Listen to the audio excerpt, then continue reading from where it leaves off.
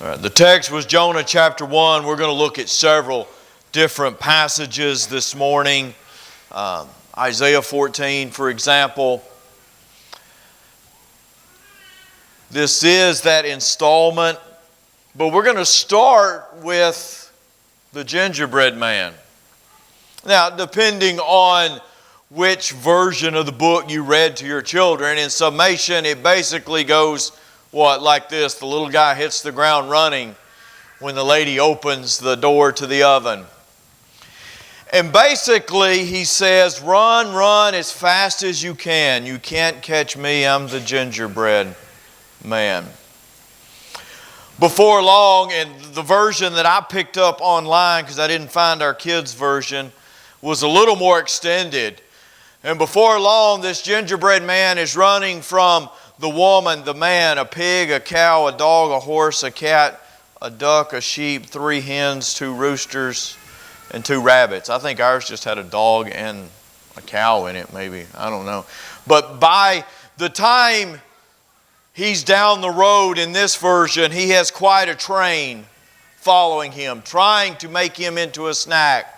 And each time a new one joins the chase, he re-sings his song. I've run away from an old woman, an old man, a pig, a cow, so on. And I can run away from you too. So run, run as fast as you can. You can't catch me. I'm the gingerbread man. Then what? He reaches a river he cannot cross.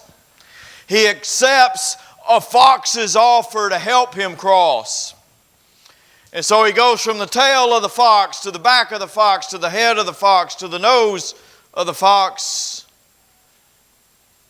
to the stomach of the fox. Jonah could have warned him. Jonah could have warned him that sooner or later you run out of places to run. Sooner or later, God catches up with you. And not only would he warn him that you cannot run far enough to get away from God, Jonah chapter 1 is really about pride comes before destruction. Jonah's arrogance convinces him that he can run. And he ends up in the belly of a fish. Side note, back to our theme, Jonah 1 is not about Jonah. Jonah 1 is about God. I want to save my people in Nineveh. And I'm going to make sure that my plan gets carried out, Jonah, whether you want to or not. Jonah's about God. But you think about it, Jonah ends up in the belly of a fish. Satan's pride, Isaiah 14, cost him eternity in the presence of God. Lucifer, the bright and shining one, the morning star. You wanted more than was your allotment, and I have cast you down. Pride led King Uzziah to go from a king who it says about him in the first part of his reign, he did right in the sight of the Lord, to being described as one who tried to offer incense in the temple. And the priests come in and call him on it. And he's backed by others. Do you know how the story of Uzziah ends? God strikes him with leprosy. He's cut off from the house of the Lord. His son ascends to the throne, and he has leprosy to the day he dies as an outcast. Pride before destruction. Are there other examples? Yeah, we know them well. King Saul loses his kingdom and his life when he makes it about him. Haman loses his position and his life when he makes it about him. So is there need to continue, or do we need to connect it for you? Pride, Proverbs chapter 16 and verse 18, ends in destruction. Pride comes before a fall. But the word destruction there works better because it's not just a tripping and a stumbling. Pride leads to total devastation. Pride ends in dishonor. Look at the number of people in Scripture who start out in places of honor, but when it becomes about them, they end up flat on their face, disgraced. Pride brings a man low, Proverbs 29 and verse 23. Yet Marty and I were talking about this recently. We rarely talk about it. You can probably name on one hand the number of times you've heard a sermon on pride. We don't like to talk about it. And that scares me because what? Pride is listed first in Proverbs 6. The things God hates: arrogant eyes, haughty eyes, a prideful look, however yours words it. It comes in first in that list. Pride is one of the three in 1 John 2:16 that Satan uses to get to every one of us. We better talk about it. We better realize how dangerous it is in our lives. If you take the fruit of the flesh in Galatians chapter 5, pride is at the heart of nearly every one of those things. So, the connector, what does this have to do with our theme? That God's at the center. We talked about this just a little bit a couple of weeks ago. And the idea that certainly none of us are going to claim to be God. We're smarter than that. We're not trying to dethrone Him. We're not trying to puff out our chests and push Him aside. But for this morning, is it possible that pride leads us to make it about ourselves in things that happen in this life without even realizing it? And suddenly there's a danger that's creeped in and we haven't even noticed.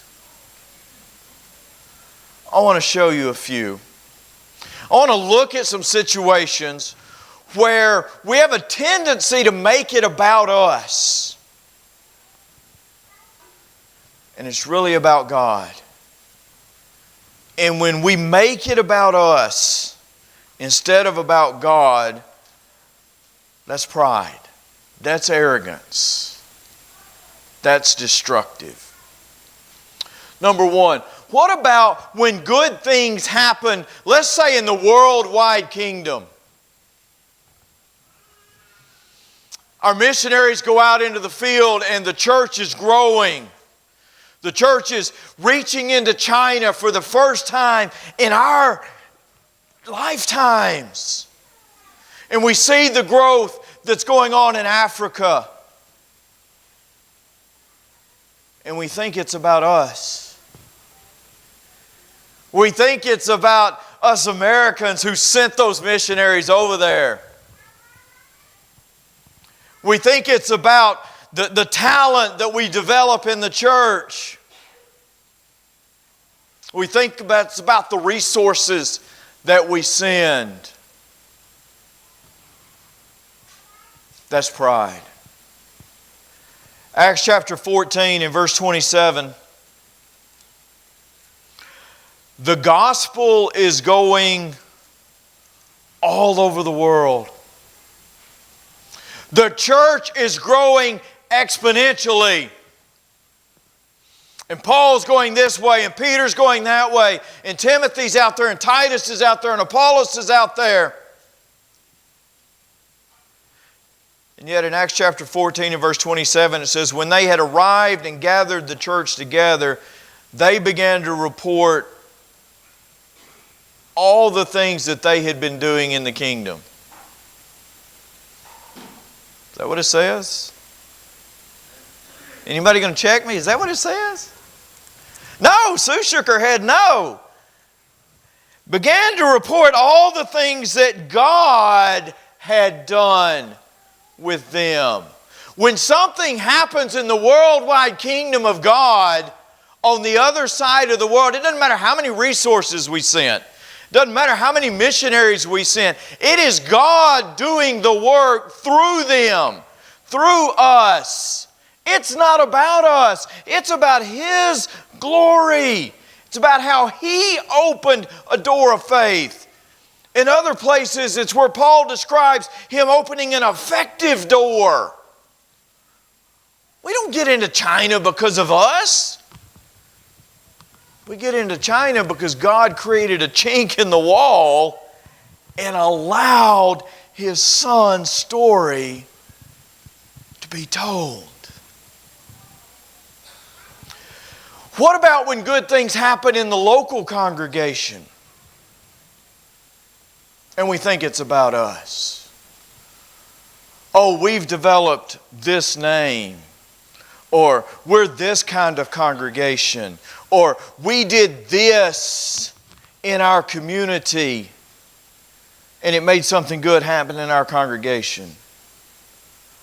When we think it's about us and who we are, that's arrogance. That's pride. Romans chapter 11. Same idea connected to where we were in Acts chapter 14.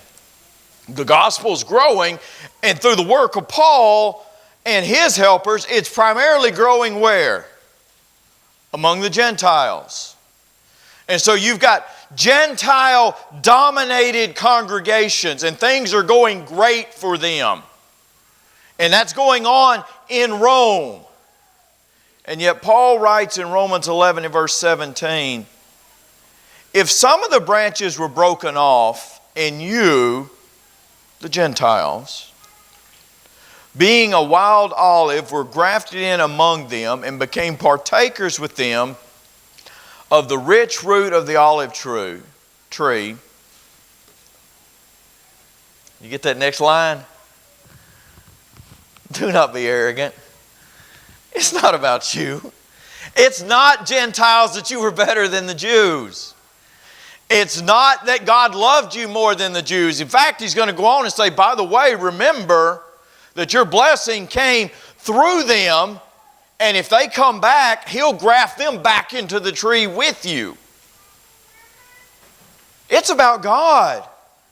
It's about God loving the world so much that to His glory, He opened the tree up to the Gentiles and grafted them in. You know, sometimes we think the church started in America. We might not say it that way, but we act like it. And yet we're Gentiles. We were grafted in. Paul said we owe a debt to the Jews. And we owe a debt to God because He allowed us, who were not a people, to become a people because of who He is. What about when good things happen to me individually? Maybe my bank account increases a little bit, or I recognize talents that I have, or I figure out that I've got a little bit of influence with this person or that person. And then I think it's about me. That's pride. Romans chapter 12, verse 3, and then again in verse 6.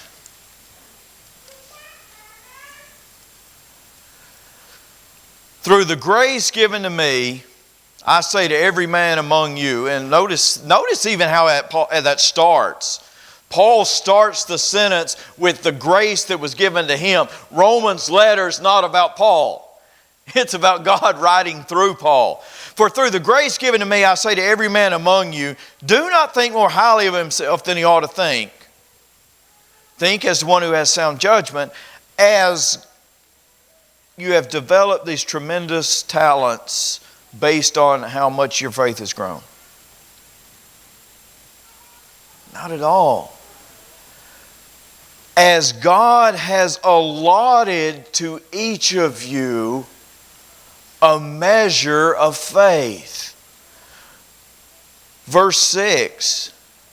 Since we have these gifts that differ according to the grace given to us, when good things happen to me, when God blesses me through my gifts, through my wealth, through my job, through my family, it has absolutely nothing to do with me. God's the giver of good gifts. Every good gift bestowed comes down from the Father of lights.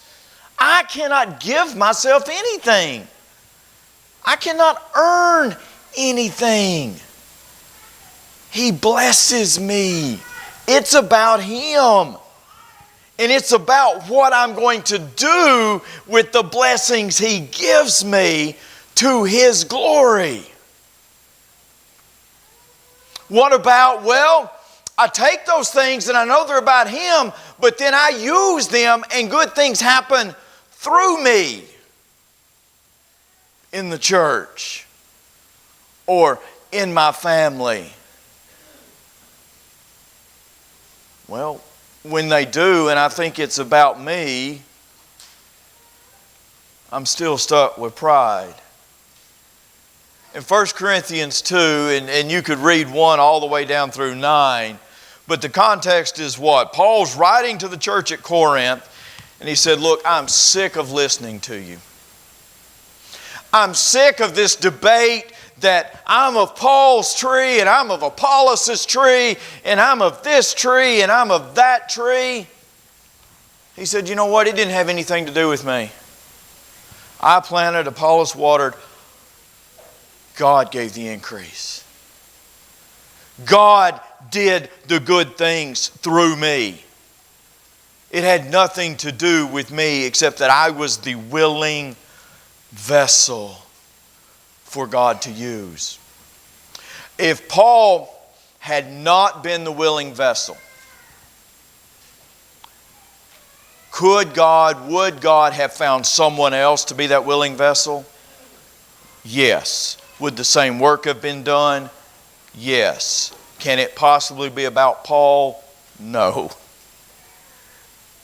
And if it cannot be about Paul, it's certainly not going to be about me. What about when, and this is where we struggle, maybe more than any other. And it's that section of that book we're working on Wednesday night that we're just now reaching. And it's eye-opening. What about when bad things happen to me? And I think it's about me. Oh, poor me. Oh, my world. Let me list the ways that I have been wronged by God, or by the world, or by my family. When I make it about me and not about how I can glorify God through it, that's arrogance. In the book of Job, Job chapter 1, Satan appears as God is having a conclave. And God draws attention to Satan and draws him into the conversation. Where you been? What are you doing? And we know the dialogue back and forth. Well, I've just been being like that lion you're going to describe in Peter. I was roaming about, checking things out.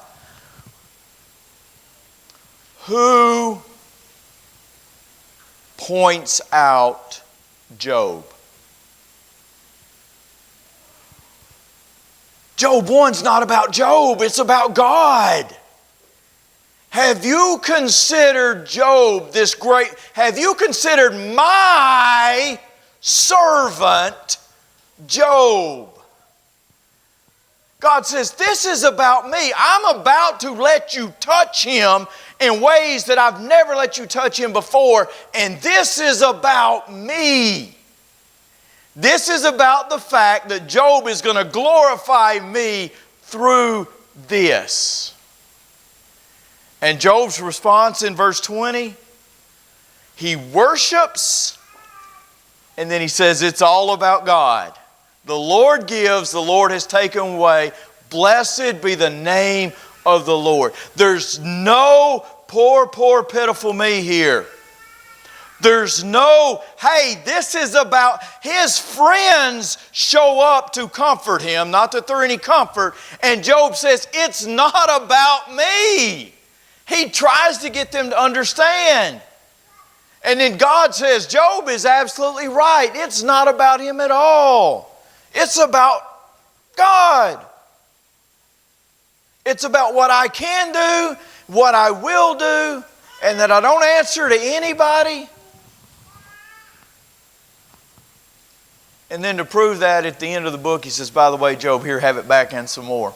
Because it's about me. It's not about you. Again, another example of this one is Paul. When Paul repeats all of his shipwrecks and all of his beatings, when Paul talks about his thorn in the flesh, it's all about God. He thinks it's about him at first. Oh, well, because of the powerful revelations I had, I was given a thorn in the flesh. And then God said, this isn't about you, Paul. It's about whether or not you're going to trust me. And your weakness is perfected by my power. What about when God punishes? Maybe I did sin. Maybe this is one of those cases where God is acting directly into our world to punish. And I think it's about me. That's pride. Acts chapter 5 verses 1 through 11 is not about Ananias and Sapphira. It's about God. It's about the fact that when they disrespect God, when they lie to God, God said, I am about to make a point through you. And at the end of that story, if you follow along in Acts chapter 5 and you get down to verses 10 and 11 down in there, what does it say? It says everybody's in awe. Everybody's afraid. God has their attention. So when God acts in this world to punish, yes, the sin is involved, and yes, He's dealing with an individual, but He's doing it to His glory. That's what it's about in Korah's rebellion. It's what it's about when David has an entire nation that gets punished because of him. It's God saying, this is about me and about you obeying me, bringing glory to me. What about when God commands? And I don't follow through and I think it's about me. That's pride. Moses and Aaron are told to bring forth water from the rock by speaking to it. And they strike it. And we get all tore up. That's about Moses and Aaron. What does God say? Because you did not, all of a sudden every finger in the text points to God, treat me as holy, you're not going into the promised land. So when God commands, Is it to my benefit? Absolutely. Should I carry through? Absolutely. Is it about me? Not at all. It is about the fact that my obedience brings Him glory and my disobedience brings Him dishonor. So what's the point? The point is when good things happen. The point is when bad things happen. The point is when good things or bad things happen, regardless whether God allows them or God initiates them, it's really not about my blessings, and it's really not even about my misery. It's about how I respond to His glory. It is about how I use the circumstances of life to glorify Him and make it about Him. Listen, and this is in that book for you guys that are going to be in there Wednesday night and in this next lesson. I get it. That doesn't make it hurt less. Terrible things happen to us in our world. Terrible things happen to the people that we love in this world. And it touches our lives. And it hurts. It doesn't make it fun to go through what Job went through. But what it does, however, when I quit focusing on the highs and the lows, when I don't worry about the yay me moments, and I don't worry about the Terry Clark moments where I'm singing poor, poor, pitiful me, and I put the focus back on God and how I can bring God glory through it, it empowers me by the power of God to bring Him glory. And even though it's not fun, even though it doesn't hurt less, I can survive it. I can become victorious through it. And we're going to do that one before long. Watch, give you a study to do to set up for it. Watch what happens in Romans chapter 8. We love verse 37. We are overwhelmingly conquerors. But catch the prepositional phrase right before that and see when and how we're overwhelmingly conquerors. When it's no longer about me. When tragedy strikes my family and my heart is broken. But it's not about me. It's about how God's going to get me through it and how I'm going to honor God and how I'm going to bring glory to Him. Not easier to get through it, but I have a reason to. When I truly get it, for this whole year now coming up, when I truly get that God is at the center of everything, when I stand in awe of Him, as we've sung, that respect, that fear, that awe, that trembling drives out pride. That's directly from Proverbs chapter 8 and verse 13. And at that point, everything.